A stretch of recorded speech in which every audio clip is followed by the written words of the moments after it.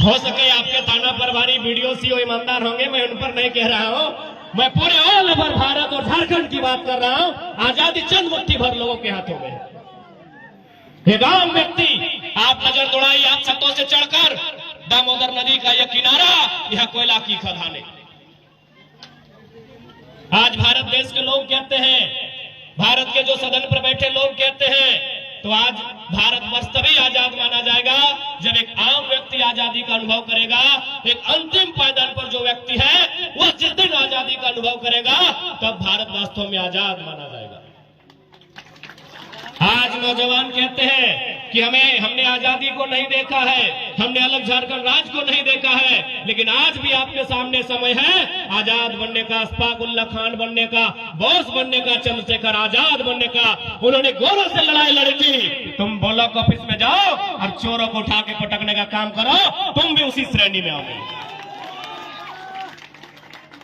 आज भी आजादी अधूरी, और इस अधूरी आजादी को पूरी करने के लिए हमारे नौजवानों को अगुवाई करनी होगी, क्योंकि नौजवान इस राष्ट्र के निर्माण में सबसे महत्वपूर्ण भूमिका निभाते हैं। इसलिए आज मैं ज्यादा लंबा नहीं करते हुए, आज स्वतंत्रता दिवस है, आजादी का गौरव, आजादी का अनुभव और एक जश्न का माहौल है, होना भी चाहिए। अंग्रेजों के लगभग यातना भरे शासन के बाद हमने भारत, हमारे पूर्वजों ने, हमारे महापुरुषों ने इस मुल्क को आजाद करवाया था। हमें गौरव करने का अधिकार है, हमें जश्न का मनाने का भी अधिकार है, लेकिन चिंता करने का भी हमें समय होना चाहिए कि आजादी कहां है।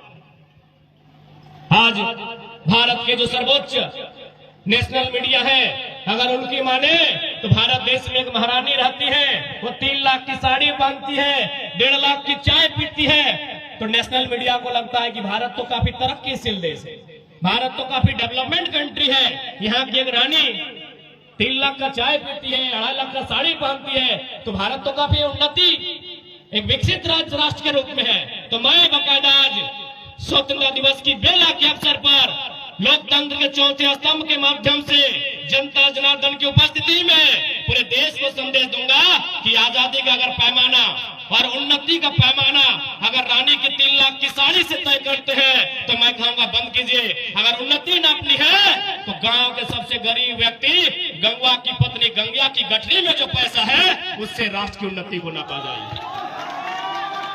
अडानी मैडम और अंबानी मैडम की 3 लाख की साड़ी से राष्ट्र की उन्नति नहीं नापा जाए। गांव में सबसे गरीब व्यक्ति होता है, उसकी अर्धांगिनी की गठरी में, हम लोग गठरी समझते हैं ना, उस गठरी में जो पैसा है, उस पैसे से वो बाजार की जरूरतमंद चीजों को खरीद पाती है कि नहीं, उससे आजादी का और उससे उन्नति का अनुभव किया जाए, तब भारत वास्तव में आजाद कहलाएगा, तब भारत वास्तव में श्रेष्ठ कहलाएगा।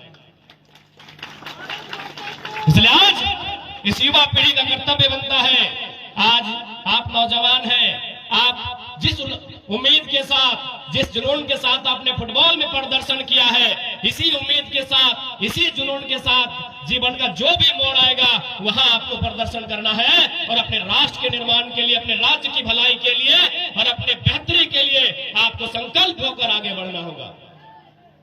चूंकि बात फुटबॉल के मैदान की है, आज बहुत सारे लोग हो सके खेल को लेकर नकारात्मक टिप्पणियां करते होंगे, तो उन लोगों से कहिएगा कि आप भारत के महान संत विवेकानंद से महान नहीं है। भारत के महान संत हुआ करते थे स्वामी विवेकानंद। उन्होंने एक लाइन कहा था, क्योंकि जब विवेकानंद का टाइम था तो भारत देश अंग्रेजों का गुलाम था, तो उन्होंने एक लाइन कहा था विवेकानंद ने कि भारत के युवाओं, तुम्हें फुटबॉल खेलना चाहिए। क्यों कहा था ऐसा? अभी इतने फुटबॉल खिलाड़ी आप सामने बैठे हैं, फुटबॉल इसलिए खेलने का कहा था विवेकानंद जी ने क्योंकि भारत देश में जात पात, भारत देश में मजहब, भारत देश में धर्म, फुटबॉल खेलना चाहिए। अब कहेंगे कैसे? आप कभी भी फुटबॉल, चूंकि हो सके अभी 15 को जर्सी पहनते हैं, लेकिन याद कीजिए हमारे पास 9 ही को जर्सी है। उतर गए 9 खिलाड़ी मैदान में, 11 खिलाड़ी मैदान में उतर गए, 12वां खिलाड़ी जब हम चेंज करते हैं तो क्या करते हैं, वो सेंडो गंजी में तो नहीं आता है, यानी जो खिलाड़ी चेंज होता है वो अपनी जर्सी उसे उतार कर देता है ना। आप देखिएगा उस जर्सी में कितना बदबू देता है, आप लोग थोड़ा सेंड मार के भी देख लीजिए, उस जर्सी में कितना बदबू देता है, इसको अनुभव कीजिए। एक तो आप आधा घंटा खेले हैं, पसीना से भीगे हैं, ऊपर से ग्राउंड में कितना बार मैंने कीचड़ से मिट्टी से आप लटपटाए हैं, उसका कोई हिसाब नहीं है। लेकिन वो खिलाड़ी जो 12वां खिलाड़ी के रूप में आता है, सहर्ष आपकी जर्सी को स्वीकार करता है, उसे बदबू का एक छटाक अनुभव नहीं होता है। बाकायदा आप घर जाइए, अपना बढ़िया ब्रांडेड शर्ट अपना छोटा भाई को बोलिए पहनेगा, बोले अच्छी सेंट मारता है, 2 बार खींचेगा रेन साबुन से तब पहनेगा। आपका ब्लड है, आपसे उसका ब्लड रिलेशन है, लेकिन आपका भाई इनकार कर देगा कि नहीं हम आपका शर्ट नहीं पहनेंगे, ये 2 दिन से पीछा नहीं है। लेकिन जब खेल के मैदान में आते हैं, वही खिलाड़ी आपका बदबू देने वाला टी शर्ट उतरता है और मैदान में जाता है, यानी वहां भेदभाव नहीं होता है। यही बात विवेकानंद ने कहा था कि खेल के मैदान में भेदभाव नहीं होता है, वहां जुड़ने का मौका मिलेगा। बाकी आप कहीं चले जाए, आपकी जाति अलग है, आपका धर्म अलग है, आपका मजहब अलग है, आपकी भाषा अलग है। एक बात बताइए, खेल के मैदान में आपको जरा भी लगा कभी कि हम एक दूसरे से अलग है, थोड़ा सा भी? विजेता उपविजेता टीम, मैं आपसे पूछ रहा हूं, कभी लगा एक टीम बन के खेले कि नहीं? जबकि आपकी टीम में है कि सभी एक ही कास्ट के थे? क्योंकि मैंने परिचय पूछा तो सबसे ज्यादा संथाली भाई लोग थे। तो क्या गारो के गारो संथाली भाई थे? नहीं। 1-2 विश्वकर्मा भाई लोग थे, मोदक भाई लोग थे कि नहीं? यानी एक ग्राउंड जो होता है, स्पोर्ट जो होता है, वो भेदभाव से ऊपर होता है। इसलिए मैं सभी को संदेश देना चाहूंगा, आप पेशे से डॉक्टर बनिए, इंजीनियर बनिए, वकील बनिए, लेकिन एक स्पोर्ट पर्सन जरूर बनिएगा। आप चले जाएं, क्योंकि आप कोल फील्ड में रहते हैं, आप शहरों में रहते हैं, बहुत सारे अधिकारी आपके आसपास रहते होंगे, ऑफिसर कॉलोनी आप देखे होंगे, ऑफिसर बड़े बड़े अधिकारी आप देखे होंगे, सुबह उठ के वॉलीबॉल खेलते हैं, सुबह उठ के दौड़ते हैं। 60 साल की उम्र पार हो चुकी है, क्यों पता है? डॉक्टर ने कहा है दौड़ते रहोगे तो मर जाओगे। लेकिन एक फुटबॉल खिलाड़ी, उसको बुढ़ापा में दौड़ने की जरूरत नहीं है, जवानी में दौड़ चुका होता है। जो आज साहब है, सीएमडी रहे, जीएम रहे, पूरा जीवन उन्होंने पढ़ाई में बिताया है, कभी खेल में समय नहीं दिया है। इसीलिए आज 60 साल के बाद आप किसी ऑफिसर कॉलोनी में चले जाएं, वो सुबह 6 बजे उठते हैं, वॉलीबॉल खेलते भी 60 साल की उम्र में। क्यों? डॉक्टर ने कहा है खेल से रहो।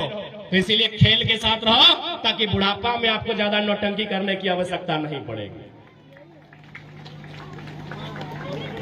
साथ ही साथ खेल में स्कोप होता है।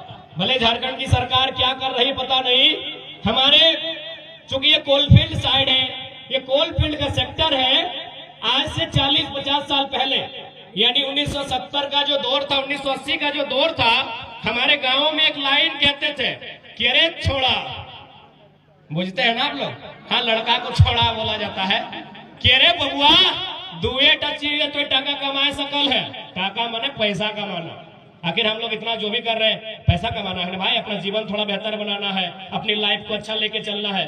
तो हमारे गांव देहात में एक लाइन कहा जाता था कि अरे छोवा दुए चीजें तो टाका कमाए सकल है, एक टड़िया दौड़ के न तो मटिया कोड़ के। आप लोग नहीं सुने हैं? टड़िया दौड़ के न तो मटिया कोड़ के।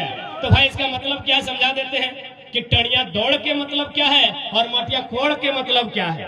मटिया कोड़ के मतलब है, आज से मैं जब 1970 का टाइम था, हमारे जो पूर्वज थे, खासकर मैं अपना व्यक्तिगत बताता हूं, मेरा नाना का जीजा जी, उसका 2 गो भाई, मेरा नाना का अपना भाई, लगभग 10 गो आदमी को हम जानते हैं। उन लोग मिट्टी काटने गया था।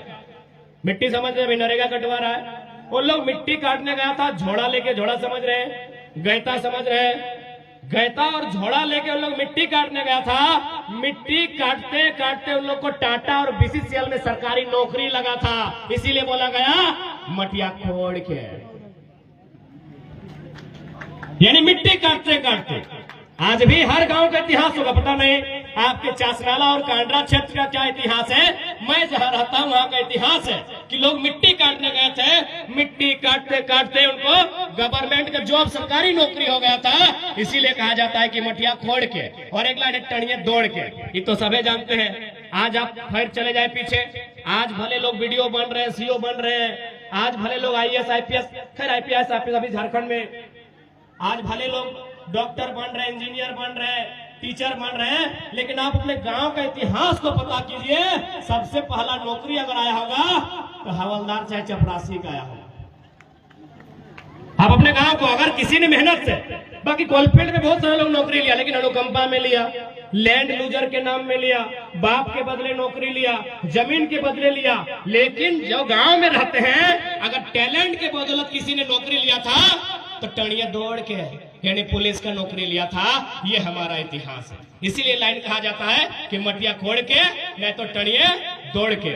आज भी फुटबॉल खेलने वाले आपको विशेष सुबह उठकर ज्यादा दौड़ लगाने की जरूरत नहीं है। जाहिर सी बात, जितने खिलाड़ी हैं, सीआरपीएफ बनना चाहते हैं, बीएसएफ बनना चाहते हैं, आईटीबीपी में जाना चाहते हैं, असम राइफल्स में जाना चाहते हैं, आईआरबी में जाना चाहते हैं, जिला police, Jharkhand police, JF, JMP, जहां भी जाना चाहते हैं, कैसे जाइएगा? दौड़ के ही ना, उड़ के जाइएगा। यदि यहाँ और मैक्सिमम जो यूथ होते हैं ना, जितना यूथ होते हैं, अगर उन यूथ से पूछा जाए कि तुम्हारा ड्रीम क्या है, वो कहता है कि हमको फौजी बनना है। आज भी आप किसी भी नौजवान से पूछे कि तुमको क्या बनना है, वो पहला लाइन कहेगा हमको फौजी बनना है। जब वो बड़ा है वो तब बोलेगा कि हम टीचर बनेंगे। लेकिन अगर बच्चों से पूछा जाए, क्योंकि आज थोड़ा जमाना बदला है, आप क्या कहते पता नहीं, हमारे टाइम 10 में 9 को बच्चा बोलता था हम फौजी बनेंगे। बचपन से देखा है गदर ना, गदर बचपन से देखा है, इंडियन देखा है, माँ तुझे सलाम देखा है, तिरंगा का असर है, यानी उसका ख्वाहिश था डिफेंस। तोड़ के तो नहीं जाएंगे, दौड़ के ही जाएंगे ना। तो फुटबॉल खेलिए ना, तो इसीलिए बोले ना मटिया खोड़ के नहीं तो टणिया दौड़ के। और साथ ही साथ ज्यादा समय नहीं लेंगे, क्योंकि खिलाड़ीगण बहुत दूर से आए हैं। बोरा और नहीं लाया रे, नहीं उन लोग को थोड़ा दूर छोड़ना पड़ता है। एक बात याद रखना, बहन लोग को भी बोलेंगे, भाई लोग को भी बोलेंगे, जिंदगी में कुछ भी बनो, जिंदगी में जब आए हो जरूर कुछ बनो। दुनिया में तुम्हारे लिए कुछ न कुछ जरूर है, लेकिन जो भी बनो याद रखना किसी एक फील्ड में नंबर 1 बनना। कुछ भी रहे, अगर फुटबॉल खेलते हो उसमें भी बहुत सारा गोली है, स्ट्राइकर है, मिडफील्ड है, डिफेंस है, डिफेंस नंबर 1 बनो, स्ट्राइकर नंबर 1 बनो। किसी भी एक फील्ड में खुद को नंबर 1 बनाओ, क्योंकि नंबर 2 को लोग याद नहीं करते हैं। फॉर एग्जाम्पल, भारत देश के पहले प्रधानमंत्री कौन थे? पंडित जवाहरलाल नेहरू। भारत देश के पहले राष्ट्रपति कौन थे? डॉक्टर राजेंद्र प्रसाद। भारत देश के पहले उप प्रधानमंत्री अथवा गृह मंत्री कौन थे? सरदार वल्लभ भाई पटेल। भारत देश के पहले कानून मंत्री कौन थे? डॉक्टर भीमराव अंबेडकर। अंतरिक्ष में सबसे पहले कौन गया था? अंतरिक्ष, स्पेस, यूरी गगरिन ना, राकेश शर्मा तो इंडियन थे। यूरी गगरिन एक बार चेक कर लीजिए, अंतरिक्ष में सबसे पहले जाने वाले यूरी गगरिन, चंद्रमा में जाने वाले नील आर्मस्ट्रांग। ठीक है। हिमालय की सबसे ऊंची चोटी पर सबसे पहले एडमंड हिलेरी। ठीक है। हाँ, तेन सिंह साथ में गए थे, वो पिक्चर ले रहे थे, पहला कदम हिलेरी का पड़ा था, तो हिलेरी को पहला गिनेंगे। आप झारखंड की बात करते हैं, झारखंड के पहले मुख्यमंत्री बाबूलाल मरांडी, पहले राज्यपाल प्रभात कुमार। अब चलिए रिपीट करते हैं, दूसरे राज्यपाल, झारखंड के दूसरे मुख्यमंत्री, चंद्रमा में जाने वाला दूसरा, अंतरिक्ष में जाने वाला दूसरा, पहाड़ की ऊंची चोटी पर जाने वाला दूसरा, भारत का दूसरा कानून मंत्री, भारत का दूसरा गृह मंत्री, भारत का दूसरा प्रेसिडेंट, भारत का दूसरा प्राइम मिनिस्टर। क्या देखा? जब हम पहला का नाम गिना रहे थे, बकायदा सब बोल रहे थे, बाबूलाल मरांडी, प्रभात कुमार, डॉक्टर अंबेडकर, तो डॉक्टर राजेंद्र प्रसाद, सरदार वल्लभ भाई पटेल। जैसे ही दूसरा का नाम लिए सब खामोश है। दूसरा को कोई याद नहीं करता है भैया, याद रख लेना, दूसरा को कोई याद नहीं करता है, सेकेंड नंबर का कोई याद नहीं करता है। बताइए, वो भी तो, अरे वो भी तो राज्य का दूसरा राज्यपाल है भाई, का जिम्मेवार पद पर है, लेकिन आप याद ही नहीं करते हैं। इसीलिए याद रखिएगा, जिंदगी में जो भी बनना, जो भी करना, जब जिंदगी में आए हो दुनिया में, ऐसे मत चले जाना। बाकी जाना तो एक दिन सबको है, ऐसे मत चले जाना, कुछ करके जाना, और किसी एक क्षेत्र में खुद को अव्वल बना के जाना, खुद को नंबर 1 बना के जाना। बकायदा मैं तो ये भी कहता हूँ कि यदि कभी गुंडा भी बनना पड़े ना, तो ऐसा गुंडा मत बनना कि गांव में एक छोटा केस बड़ा बाबू तुमको ले जाए घिसाड़ के, ऐसा गुंडा बनना कि बड़ा बाबू तो छोड़िए, डीसी और एसपी भी पेंट में 1 नंबर करे। नंबर 1 बनो भैया, जो भी बनना है, जो भी बनना है नंबर 1 बनो। अरे गुंडा बन जाना मतलब गलत मत लो। गुंडा बन के किसी नारी की आबरू का अपमान मत करना, गुंडा बन के किसी किसान के खेत को मत छीन लेना, गुंडा बन के किसी मजदूर की पगार को मत छीन लेना। यदि किसी के साथ अन्याय हो वहां उसका सामना करना, और उस स्थिति में अगर गुंडा बनना पड़े तो बन जाना। वैसे भी जमीनें हमारी, माफिया कहाँ के गिन लीजिए। सबसे ज्यादा झरिया और बागबारा में माफिया है कोयला के। हमको डर नहीं लगता है, हमको तो बाकायदा लोग सावधान करते हैं कि आप सचेत हो जाओ, नहीं तो सही